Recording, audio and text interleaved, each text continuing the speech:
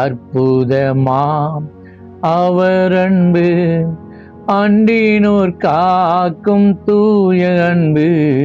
அற்புதமாம் அவர் அன்பு, அண்டினோர் காக்கும் தூய அன்பு.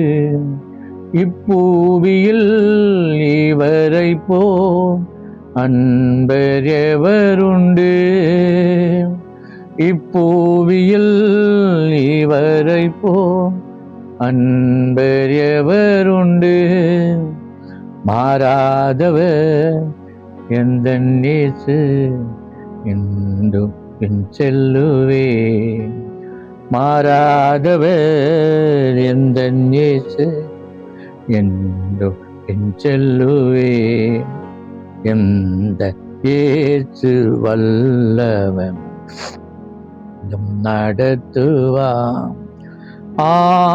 பேரின்பம் அவர் என் தஞ்சமே. பேரின்பம் அவர் என் தஞ்சமே. அனுதினம் அன்பருடன் இணைந்து செல்லுவேன். இந்த வார்த்தை கானா ஒரு கல்யாணத்திலே இயேசு கிறிஸ்து குறைவை நிறைவாக்கினார். இந்த செய்தியை கானா ஒரு கல்யாணம் தானே, இது ஏற்கனவே நம்ம கேட்டிருக்க, விட்டுறாதீங்க. மிக ஆழமான செய்தி, மிக மிக வெளிப்பாடு உள்ள ஒரு செய்தி கேட்க போறீங்க. அதனால தொடர்ந்து கேளுங்க. நீங்க சத்தியத்தை அறிந்து கொண்டு சத்தியத்தில் வளரணும். அதற்காக தான் கானா ஒரு கல்யாணத்தில் இயேசு செய்த அற்புதம், இயேசுடைய ஊழியத்தில் செய்த முதல் அற்புதம் கானா ஒரு கல்யாணத்தில் சோத்த அற்புதம். இப்போ பார்த்தீங்கன்னா இந்த கானாவூரில் ஒரு கல்யாணம் நடந்தது. 1ஆம் வசனத்தில் எழுதப்பட்டிருக்கிறது. 2ஆம் வசனத்தில் இயேசுவும் அவருடைய சீஷரும் அந்த கல்யாணத்திற்கு அழைக்கப்பட்டிருந்தார்கள். இயேசுவும் அவருடைய சீஷர்களும் கல்யாணத்திற்கு அழைக்கப்பட்டிருந்தார்கள். அப்போ ஒரு கல்யாணத்துக்கோ ஒரு விசேஷத்திற்கோ அல்லது நீங்கள் வீடு கட்டுறதுக்கோ அல்லது உங்களுடைய வீட்டு கூட்டங்களுக்கோ சபை காரியங்களுக்கோ அல்லது உங்கள் வீட்டில் நடக்கிற நல்ல சுப விசேஷங்களுக்கோ நீங்கள் செய்ய வேண்டிய முக்கியமான காரியம் இயேசுவையும் சீசர்களாகிய ஊழியக்காரரையும் நீங்கள் கண்டிப்பாக அழைக்கணும். அப்படி அழைத்தா உங்களுக்கு குறைவே இருக்காது. மாபெரும் அற்புதங்கள் அதிசயங்கள் நடக்கும். கர்த்தருக்கு மகிமை உண்டாவதாக. சோத்த அருமையாளர் இயேசுவும் அவருடைய சீஷர்களும் அழைக்கப்பட்டார்கள். அப்போ இயேசு போகிற இடத்தெல்லாம் நீங்கள் பார்த்தீங்கன்னா அற்புதம் கண்டிப்பாக நடக்கும், குறைவு நிறைவாகும். கல்யாணம்னா நீங்கள் பார்த்தீங்களா, கல்யாணத்தில் குறைவு வந்துச்சுன்னா பெரிய சண்டையே வந்துடும். கல்யாணத்தில் சாப்பாடு இல்லாமல் போச்சுன்னா என்ன பண்ணுவாங்க, ஜனங்க சண்டை போட்டுன்னு போவாங்க. ஒரு அபத்தமாகிடும், ஒரு மகிழ்ச்சி இல்லாத ஒரு கல்யாணமாக போயிடும். திட்டிக்கிட்டே போவாங்க நிறைய பேர். நீங்கள் யோசித்து பாருங்க. அப்போது அந்த இடத்துல இயேசுவும் சீஷரும் அவருடைய கல்யாணத்துக்கு அழைக்கப்பட்டார்கள். அதான் முக்கியம். அப்போ உங்களுடைய காரியங்களிலே, உங்கள் வீட்டில் சுப விசேஷம், வீடு கட்டுற வேலை, கல்யாணம், எந்த காரியமாக இருந்தாலும் இயேசுவும் அவருடைய ஊழியக்காரர்களும் அழைக்கப்பட வேண்டும். வந்துட்டாங்களா, ஊழியரும் இயேசு வந்துட்டாங்கன்னா உங்களுக்கு நிச்சயமாக உங்களுக்கு அற்புதங்கள் நடக்கும். 2ஆவதாக 3ஆம் வசனத்தை நம்ம பார்க்குறோம். கவனிங்க, 3ஆம் வசனம். திராட்சை ரசம் குறைவுபட்ட பொழுது இயேசுவின் தாய் அவர்கள் வந்து அவர்களுக்கு திராட்சை ரசம் இல்லை என்றார். அந்த மரியாள் வந்து தன்னுடைய மகன் என்ற ஊரிமையில் போய் சொல்லிட்டான். நீங்கள் பார்த்தீங்கன்னா அந்த கானாவூர் கல்யாணம் மரியாளுக்கு சொந்தக்காரருடைய கல்யாணம், மரியாளுடைய சொந்தக்காரர். அதுதான் முன்னால் வர வந்து திராட்சரம் குறைவுபட்டுச்சு, அவங்களுக்கு திராட்சரமாக இல்லைன்னு சொல்லிட்டான். ஸோ அருமையானவிலே, அப்போது இயேசு சொல்ல, ஸ்திரியே உனக்கு எனக்கு என்ன, என் வேலை இன்னும் வரலன்னு சொல்கிறார். ஸ்திரின்னு சொன்னது கிறுக்கு ஹீப்ருவில் பார்த்தீங்கன்னா தாய் என்று தான் சொல்லப்படுகிறது. அதனால் அவர் ஸ்திரின்னு சொல்லிட்டாரே அப்படின்னு நீங்கள் நினைக்காதீங்க. அந்த அம்மாவை பார்த்து சொல்கிறார், ஏம்மா வந்து சொல்லிட்டீங்க, ஆனால் என் வேலை வரணும், என் வேலை வந்தால் தான் அது வந்து அற்புதம் நடக்கும் அப்படி சொல்லிட்டார். உனக்கு எனக்கு என்ன, மகன் என்ற மகள் என்ற அந்த உரிமையில் நான் செய்ய முடியாது எதுவும். பிதா எனக்கு எதை எப்போ சொல்கிறாரோ அப்போ தான் செய்ய முடியும். என் வேலை இன்னும் வரல அப்படின்னு சொல்கிறார். அப்போது இதில் நீங்கள் என்ன கற்றுக்கொள்ளலாம்? உங்களுக்கு யார் சொன்னாலும் எப்போ சொன்னாலும் கர்த்தர் உங்களுக்கு அற்புதம் செய்வதற்கென்று ஒரு நேரத்தை, ஒரு நாளை வைத்திருக்கிறார். குறித்த காலத்துக்கு தரிசனம் வைக்கப்பட்டிருக்குது. முடிவில் அது விளங்கும், பொய் சொல்லாது. தாமதித்தாலும் கர்த்தர் நிச்சயமாய் வரும், அது தாமதிப்பதில்லை என்று கர்த்தர் சொல்றார். அப்போ நீங்க யோசித்து பாருங்க, என் வேலை இன்னும் வரலன்னு சொல்றாரு. நாம தான் அவருடைய வேலைக்கா. என்ன வேலை வரணும் அப்படின்னா, அந்த வீட்டார் வந்து அவங்ககிட்ட சொல்லணும். முதலாவதுக்கா. ரெண்டாவது, ஆண்டு வந்து ஒரு அப்பாயின்மெண்ட் டைம் வச்சிருக்கிறார். பிதா எதை சொல்றாரோ அதை தான் அவர் செய்ய முடியும். ஆகவே பிதாவை நோக்கி பார்க்கிறார். இந்த கானாவூர் கல்யாணத்தில் குறைவை நிறைவாக்க அற்புதம் செய்ய எனக்கு சரியான நேரத்தை கொடுங்க என்று பிதாவிடத்தில் உள்ளத்திலே ஒரு விண்ணப்பம் பண்ணி கொண்டிருக்கிறார். அப்போ அந்த அம்மா உடனே சொன்னாங்க தெரியுமா? சோத்திரம். அந்த வேலைக்காரரை பார்த்து சொன்னாங்க, அவர் உங்களுக்கு என்ன சொல்லுகிறாரோ அதன்படி செய்யுங்கன்னு சொல்லிட்டு போயிட்டாங்க. அவர் உங்களுக்கு என்ன சொல்லுகிறாரோ அதன்படி செய்யுங்க. அப்போ மரியாளுக்கு ஒரு எக்ஸ்பெக்டேஷன் இருக்கிறது, ஒரு விசுவாச எதிர்பார்க்குதல். எப்படியும் தம்முடைய குமாரனாகிய இயேசு அற்புதம் செய்வார், அதனால் அவர் என்ன சொல்கிறாரோ அதன்படி செய்யுங்க. அப்பொழுது இந்த குறைவு நிறைவாகும், இந்த துக்கமெல்லாம் மாறும், இந்த வீட்டில் சண்டைகள் வராதபடி இந்த கல்யாணத்தில் ஆண்டவர் எல்லாவற்றையும் நிறைவாக்கி சந்தோஷமாக எல்லாரையும் அனுப்புவார் என்ற காரியத்தை மரியாள் அந்த வேலைக்காரர்கிட்ட சொல்லிட்டு போகிறார். அவர் உங்களுக்கு என்ன சொல்லுகிறாரோ அதன்படி செய்யுங்க. அப்போ நாம் அப்படி தான் செய்யணும். அவர் என்ன சொல்கிறாரோ அதன்படி செய்தோம்னா எல்லாமே சரியாயிடும். கர்த்தருக்கு ஸ்தோத்திரம். இப்பொழுது பாருங்கன்னா, அப்போ இயேசு என்ன பண்ணார்?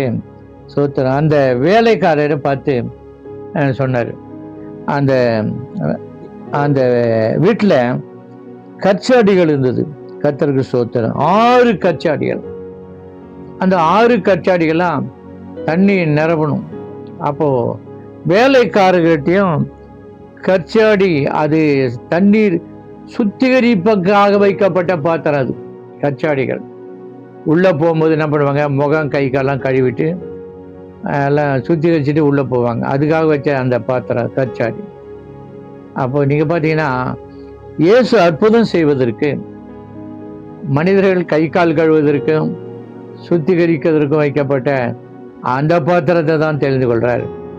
அற்புதம் செய்ய வேலைக்காரர்களை தான் தெரிந்து கொள்றார். இதில் நம்ம தெரிஞ்சு கொள்றோம் அப்படின்னா, கர்த்தர் பலவான்களை வெட்கப்படுத்தும்படி பலவீனமானவைகளை தெரிந்து கொள்கிறார். ஞானிகளை வெட்கப்படுத்தும்படி பைத்தியமானதை தெரிந்து கொள்கிறார். உள்ளவைகளை அவமாக்கும்படி இல்லாததையும் எண்ணப்பட்டதை அற்பமானதை தெரிந்து கொள்றார். அப்போ வேலைக்காரர் மூலமாக தான் அந்த அற்புதம் நடக்குது. அதுவும் கை கால் கழுவி வைக்கப்பட்ட சோத்திர அந்த 6 சுத்தரிக்காக வைக்கப்பட்ட அந்த 6 கச்சாடி, அதில் யாரும் தண்ணி ஊற்றி குடிக்க மாட்டாங்க. அதில் தான் தண்ணி நிரப்ப சொல்லி ஆண்டவர் சொல்கிறாரு. வேலைக்காரன் அந்த தண்ணி 6 கச்சாடியும் தண்ணி நிரப்பிட்டாங்க.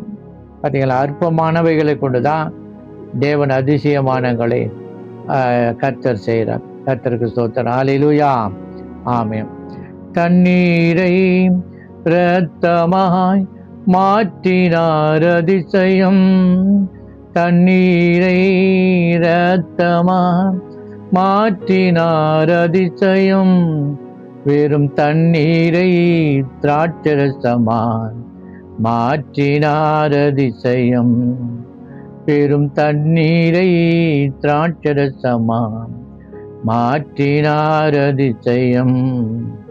அதிசயங்கள் செய்கின்றவர் நம் அருகில் இருக்கிறார்.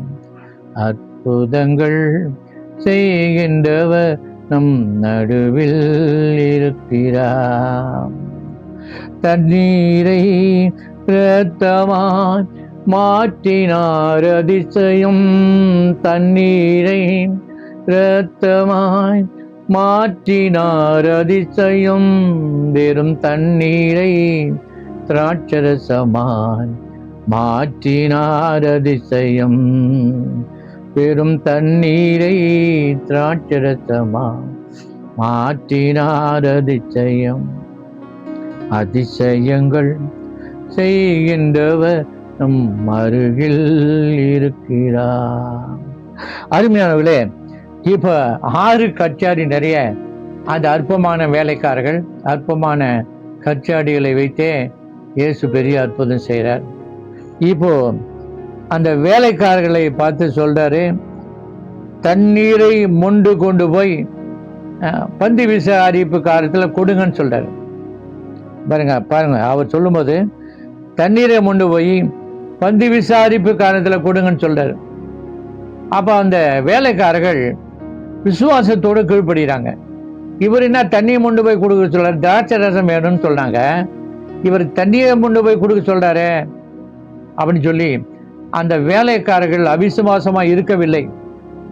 இயேசு சொன்ன அற்புதம் நடக்கும் அப்படின்னு சொல்லி அவர்கள் அந்த தண்ணீரை தான் மொண்டு போய் கொடுத்தாங்க. என்ன நடக்குது பாருங்க. கர்த்தருக்கு ஸ்தோத்திரம். அற்புதங்கள் நடக்கிறது இங்க பாருங்க. ஸ்தோத்திரம். அந்த தண்ணீரை மொண்ட பொழுது தண்ணீரை மொண்டு போய் பந்தி விசாரிப்பு காரணத்திலே கொடுத்தார்கள். அப்போ அந்த தண்ணீரை மொண்டு வெளியே எடுத்த பிறகுதான் அது திராட்சரசமாய் மாறினது. ஹல்லேலூயா. தண்ணி உள்ள கச்சாடியில் இருக்கிற வரைக்கும் தண்ணி தான், அதை மொண்டு வெளியே எடுக்கும்போது தான் திராட்சரசமாய் வருகிறது. அந்த தண்ணீரை மொண்ட வேலைக்காரருக்கு மாத்திரம் அது தெரியும். நாங்கள் தண்ணி தான் மொண்டோம், எடுத்த பிறகு அது திராட்சரசமாய் மாறினது என்பது வேலைக்காரர்களுக்கு மாத்திரம்தான் தெரியும். ஹல்லேலூயா. கர்த்தருக்கு ஸ்தோத்திரம். அப்போ அந்த விசுவாசத்தின் கிரியை, விசுவாசம் இல்லாமல் தேவனுக்கு பிரியமாயிருப்பது கூடாத காரியம். அப்போ விசுவாசம், கிரியைகள் இல்லாத விசுவாசம் பூரணம் அடையாது, யாக்கோபு சொல்லுகிறார். அப்போ விசுவாசம் கிரியைகளினாலே பூரணம் அடைகிறது. அப்போ தண்ணீரை மொள்ற வரைக்கும் அது உள்ள தண்ணி தான், மொண்டு எடுத்த பிறகுதான் அது ரசமாய் மாறுகிறது, திராட்சை ரசமாய் மாறுகிறது. விசுவாசம் பாருங்க. நம்முடைய வாழ்க்கையிலே நீங்கள் ஒன்றுமே இல்லாமல் வெறுமையாக கூட இருக்கலாம். நீங்கள் விசுவாசத்தில் எல்லாத்தையும் செய்யுங்க. விசுவாசம் தேவனுடைய வார்த்தையில விசுவாசம் இருக்கிறது. விசுவாசம் கேள்வினால் வரும், கேள்வி தேவனுடைய வசனத்தினால் வரும். அதனால பார்த்தீங்கன்னா வசனத்தை கேட்க கேட்க உங்களுடைய உள்ளத்தில் பெரிய விசுவாசம் வரும். அந்த விசுவாசமே உங்களை செயல்படுத்த ஆரம்பிக்கும். அந்த விசுவாசனாலே மாபெரும் அற்புதங்களை, கர்த்தர் அதிசயங்களை உங்களுக்கு செய்வார். அப்போ அந்த பந்தி விசாரிப்புக்காரன் அந்த எஜமான பார்த்து சொல்றான். என்ன சொல்றான்? யாருமே முதல்ல ருசி குறைஞ்சதை கொடுப்பாங்க, ருசி அதிகம் உள்ளதை கொடுப்பாங்க. ரெண்டாவது ருசி குறைஞ்சதை கொடுப்பாங்க. கல்யாணத்துக்கு நாம போனோம்னா இந்த சாப்பாடு பாருங்க, முதல்ல நல்ல சாம்பார், ரசம் எல்லாம் நிறையா எல்லாம் கிடைக்கும். கட்சியில் போகிறவங்களுக்கு என்ன கிடைக்குன்னா ரசம் தான் கிடைக்கும், பாயசம் கிடைக்காது, எதுவும் கிடைக்காது. ருசி கொஞ்சம் தண்ணி கிணி ஊற்றி ஏதோ ஒன்று பண்ணுவாங்க, ருசி குறைந்தா கிடைக்கும். அப்போ அவன் சொல்கிறான், நீரோ முந்தி ருசி குறைந்ததை வச்சு கொடுத்துட்டீரே, இப்போ ருசி நிறைந்ததை கொடுக்குறீரே அப்படின்னு சொல்கிறான் அந்த பந்தி விசாரிப்புக்காரன். அல்லேலூயா. அப்போ நீங்கள் பார்த்தீங்கன்னா இயேசு செய்கிற அற்புதம் எப்படி தெரியுங்களா? உலகம் கொடுக்குறது முதல்ல ருசியாக கொடுக்கும், அவர்களை ஒன்றுமில்லாமல் ஆக்கிடும். ஆனால் கர்த்தர் நீங்கள் காத்திருந்தீங்கன்னா பிந்தி கொடுக்கிற திராட்சை ரசம், பிந்தி கொடுக்கிற ரசம் மிகவும் ருசி உள்ளது. அது நல்ல திராட்சை ரசம். இயேசு கொடுக்கிறது நல்ல திராட்சை ரசம் மாத்திரமல்ல, மிக ருசி உள்ள திராட்சை ரசம். அதனால்தான் உலகம் கொடுக்கறதுல ருசி கண்டு கண்டு நீங்கள் வாழ்க்கையை ஏமாந்துடாதீங்க. கர்த்தருக்கு காத்திருங்க. பிந்தி கொடுக்கிற இயேசுவின் ரசம் மிகவும் நல்ல ரசம், ருசி நிறைந்த ஒரு ரசம். இயேசு இந்த முதலாம் அற்புதத்தை கானாவூர் என்ற கல்யாணத்திலே செய்தார். அப்பொழுது 11ஆம் வசனம் சொல்லுகிறது, இவர் இந்த பெரிய அற்புதத்தை செய்து தம்முடைய மகிமையை வெளிப்படுத்தினார், சீஷர்கள் அவரிடத்தில் விசுவாசம் வைத்தார்கள் என்று எழுதப்பட்டிருக்கிறது. இன்றைக்கு குறைவு, ஒருவேளை பெரிய விசேஷங்களை வைத்திருப்பீர்கள், திருமண காரியத்தை வைத்திருப்பீர்கள், அல்லது உங்கள் வீட்டில் ஏதோ ஒரு நல்ல சுப விசேஷங்களை வைத்திருப்பீர்கள். ஆனால் குறைவு காணப்படுகிறது, உங்கள் குடும்பத்தில் குறைவு இருக்கிறது. ஆனால் குறைவை நிறைவாக்கி அற்புதங்களை செய்து கானாவூர் கல்யாணத்திலே ஆண்டவர் தண்ணீரை திராட்சசமாய் மாற்றினது போல உங்களுடைய வாழ்க்கையிலையும் தேவன் மாபெரும் அற்புதங்களை செய்து விசுவாசத்தின் கிரியைகளினாலே உங்களுக்கு அவருடைய அற்புதங்களை வெளிப்படுத்தி நம்முடைய நாமத்தை மகிமைப்படுத்துவார். அநேக ஜனங்கள் அவரிடத்தில் விசுவாசம் வைப்பார்கள் என்று வேதம் சொல்லுகிறது. இந்நாளிலே உங்களுக்காக நான் ஊழியக்காரன் ஜெபிக்கிறேன்.